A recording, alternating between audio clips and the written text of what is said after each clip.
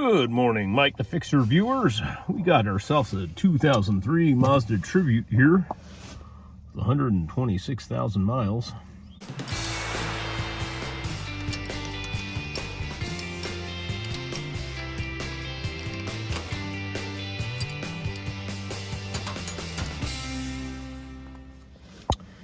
Oh, it's not me, that's South Main Auto. My channel does not start that way. Anyway, I'm gonna check on the engine light on. I've already gone in with the old Foxwell scan tool, which is Amazon's finest, I think. It had pretty good reviews, I think. You know, I think I got this when I had the, I don't want about goat, no, I want, crying out loud. How do I get over there? No, you hit the up button to go left. Oh, okay. No, that makes total sense. Total. Anyway, yeah, I got this for the, I think it would read the BMW codes. I had another tool, would not read a BMW. And that goes back to, BMW was very adamant about, they were fighting OBD2, I remember. Like, we only want to be able to read our data and codes. We don't want anyone else to. And I think the, you know, it became like a federal thing. They're like, no, F you, everybody has access. It said two, wait a minute, two codes? Oh, one of one, 403, yeah. So we got an exhaust gas circuit control, EGR, exhaust gas recirculation. That's what EGR stands for. I think you can look at live data and see some of that. No, I do not want to.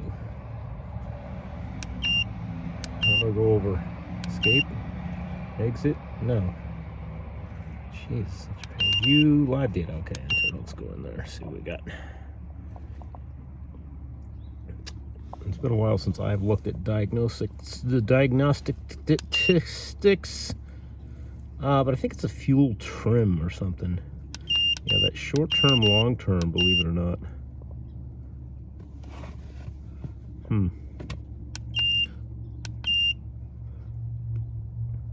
And I think it looks at the map sensor too. There's a map sensor. Anyway, let's pop the hood and see what we got. So the old EGR valve is this funky looking device. Most cars will have that, and I think every car has it since the 70s. It was like the first emissions device they had. And what it does is it takes exhaust gases up from the manifold here, and it jams them back into the intake to reburn fuel to drop your emissions and what's going out the tailpipe. Now, if you're a race car driver, you remove that right away because that's power robbing. Anyway, that's what they tell you. But this vacuum line feeds it, and it opens it at certain times. Because at idle, if it opens, it makes your car run rough. So it goes to this solenoid, which is electronically controlled. And those wires are kind of tight. And speaking of South Main Auto, the video I was watching, his broke right here, the one he had. Not that he works on these old bones, this seems, but it pulled right out of there. I'm just guessing that could be my issue, but we're gonna check. The way this works is it gets power and ground. The ECM probably grounds it to operate it, but it should have power with the key on, I believe. Look at those terminals. Oh, look at those. Get a light. Light's your best friend. Make sure they're clean. But all right, let's get some tools because I have nothing on hand. Key is on the run position. Maybe test light. We got like a white with red, I would think. And this is what, a solid? Usually the solid is your power. And the other one's your ground? No, we've got the opposite. We got white with red is our power. Key on. I'm just gonna play with these wires a little bit, see if they're the issue. Don't want to pierce these, not in New England. You'll start corrosion immediately. Is that a pierce? No, that's just dirty. All right, well, I got power on that one side, so that's a good thing. I don't know if these are dirty or not. I can't really tell. It might be just this solenoid, but we're not throwing parts at it, are we? Maybe we are. Check all your vacuum lines. I've replaced all these. That's usually what vacuum leaks are your number one thing on emissions related garbage. This one over here I had to glue. Is that what I did? I did some sort of RTV or something. This piece you couldn't find, but this is just standard line. But before we go to the dealership, get anything changed, just replace some vacuum lines. Well, in an unrelated issue, I have a drain plug that's leaking. I did the oil change, and I had a oversized drain plug in there, and it's starting to leak. So we're going to address this. So let's try that again. That was filmed in slow-mo. We don't want to see that. So yeah, recent oil change, and this is an oversized plug. You can tell because of the way that it is. Those little slots, I guess, make it oversized. And just a hair bigger than the normal. This is for a stripped oil pan, which is what we got here. Aluminum and metal never work together very well. I don't know. There's so many options you can do. Replace the pan, oversized plug. They make plugs with like a kind of permanently put in there, and then it has like a valve on the back. I don't know what's best. This is my daily driver. I would never do this on a customer's car, but I think I'm just going to get away with some thread tape on here, Teflon tape, maybe a new gasket, and go from there. So here's the plan. Just some standard issue Teflon tape, which is, I didn't think the white tape was for oil, but everything on you read on Teflon's site, it says it is. I'll see, as long as you roll it clockwise, it says. Now, is it clockwise this way when you're looking at it, or is it this way? So if we're going to go on with the threads, yeah, threads are going to go on this way, so that makes sense, right? Now, I don't think I want it way out there, because that's going to be in the pan, really, and this stuff does break down. That's the one thing it does do. And it could get into your oil. Theoretically, the screen should keep it from being sucked up in your oil, but who am I to say? So I'm just going to go way back here. Not too much more, because I think that's pretty thick right now. Yeah, see what? Like that stuff could come off and get in your oil. So we want it to come back here and fill in this void where it's probably leaking. Let's see if is that going to go over? It's just a plastic. I don't like the seal at all, but maybe it goes that way because it fits over the bolt like that. Kinda, yeah. It's got that big gap. I mean, I almost want like RTV there too. I guess I could. It's draining now. It's just got to be either tacky here, maybe even a piece of rubber. If I have a piece of rubber, I can just. All right, this is what I'm going to put in there. Forma gasket number 2, non-hardening. This is some good stuff, except for trying to store it. It must expand with heat and cold and just ruptures everything. So anyway, I've used this on like fuel bowls when the gasket's fucked up.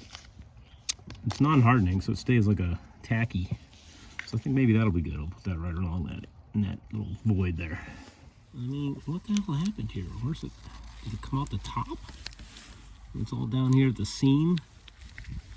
Yeah, I don't know what goes on with this stuff. You guys let me know. Anybody know? Why can't you just hold on to anything? Everything just breaks, ruptures.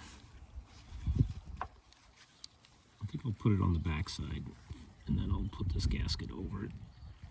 No? Let it squeeze up through? Yeah, let's do that. What do you think? You tell me. Is this a bad idea? I mean, it holds up the fuel. Fuel and oil are the same derivative, so let's assume that'll work. it was that way.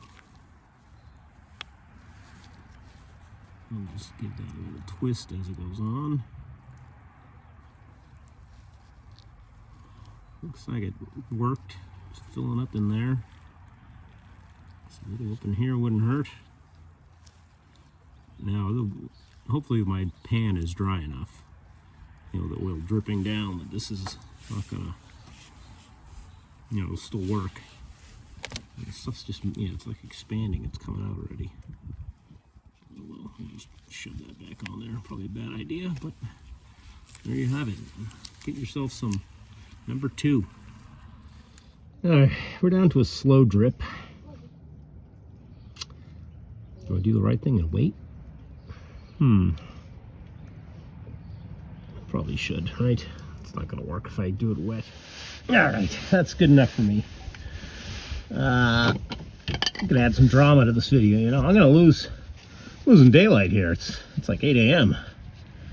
So let's just get this guy up in there and see what happens.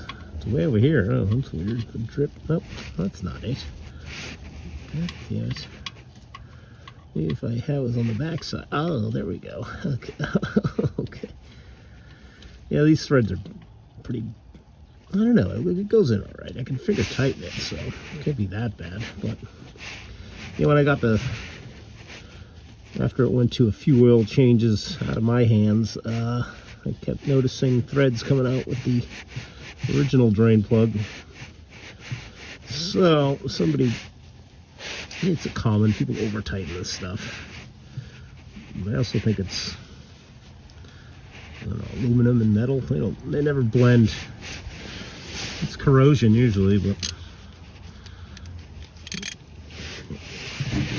got the giant 1/2 inch on here because this cheap tool set I got, which, you know, I love. It's on a case, but it doesn't have a 3/8 15 socket.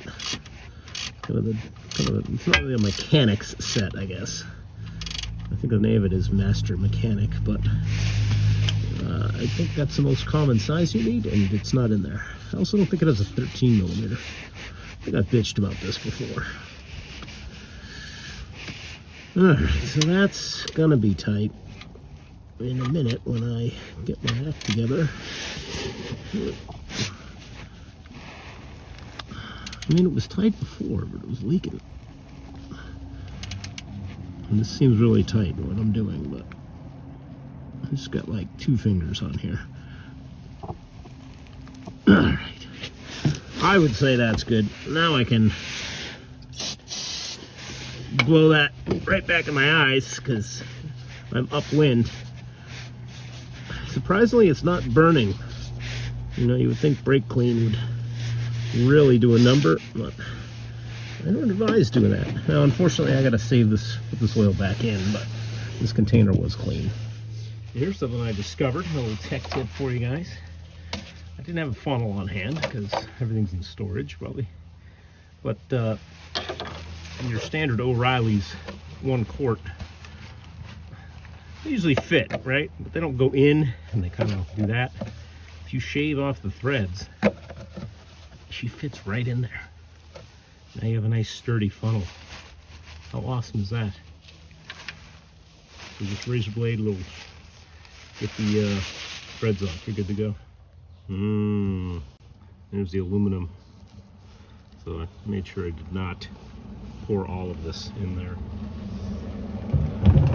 Yay. Alright, let's see. It's still draining down there, but I have an extra quart in the car I'll probably have to use. And I'm kind of on a hill here, so yeah. Alright. Then we'll get back to that EGR problem. That's the second time this O-ring, where the stupid drain pan has fallen into the funnel. Luckily, it doesn't fit down into the engine. I should have filmed it. I guess I didn't. But who wants to watch me pour oil? What could happen? Alright, let's see what we did here. Alright, so there's our drain plug. Here's my pearly whites. I think it's gonna be okay. Looks tight to me. Let's see if we get some rod knock now. So we should. Oh, no, went right away. Good. Good, good, good, good. All right, so we're back to EGR. We got test light to ground. Still working. I went ahead and back probe the purple wire, and this should activate the EGR, I believe, and make it run rough, right? That makes sense?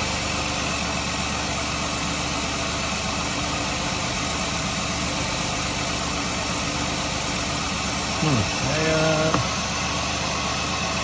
me double check all this. Video? Alright. Just need a better connection here. So if I hold it, we get our test light and it runs rough. So you know the solenoid is able to activate. The EGR valve does work. So that helps us a little bit in diagnosis. Alright, I'm just going to read codes. See, I set a bunch of codes doing that by grounding that, which is, so I'm going to, oh no, it says 403. Just one. One is stored. Oh, it has a bunch pending. 2 of 2. No pending. Oh, what's going on? This is interesting.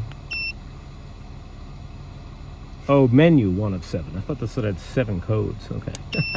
Read codes. All right. So there's 1 of 2. I hit enter though. It says there's only 1 code. 1 of 1.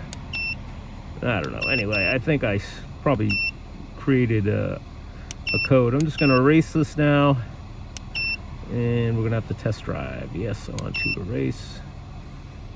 And unfortunately, this scan tool, I can't do anything, command things while driving. So we'll just see if we can duplicate it. And back on level ground, and no leaks for now. Let's go for a drive though. Well, I'm probably going to jinx myself, but I got a few miles and light throttle. That's usually when EGRs tend to work, you know, or decel. I think they open and close. No code yet, no light. What did I do? I don't know. Clean those terminals? Did I just free up the solenoid by back probing it, manually waking it up, kind of? I don't know. But anyway, just some things to check. If you got an EGR code, check some basics. Power, ground, vacuum lines, and save yourself a couple bucks. Of course, the auto parts store will pull that code for you too, and they give you some direction. But all right, hopefully I got some actual footage of doing something coming up. I got the rally wheels all sandblasted for the truck. Gotta get those painted. That's you know, spring is not here yet, so it's kind of hard to get it motivated working in the cold, but wouldn't change it for the world. All right, guys, have a good one. Dude, I called it. So yeah, this is days later. Check engine light's still on. I jinxed it. But anyway, I pulled on this wire. That purple, let's see, this is in focus. Yeah, that because it was so pinched at that angle, I pulled, that wire was broken. I just pulled on it and it broke. So I went on the old interwebs and got this pigtail. Comes with the nice crimp and solders. Don't put in Mazda Tribute, put in Ford Escape. It's half the price. That's how they like to get you. And the whole reason why this happens is because, see, this whole ECM harness bracket, the bracket is actually supposed to be sitting up here, way up here, and it's plastic, but all the heat over the years, it breaks and it falls down. So that's why it's so tight. All right, good luck.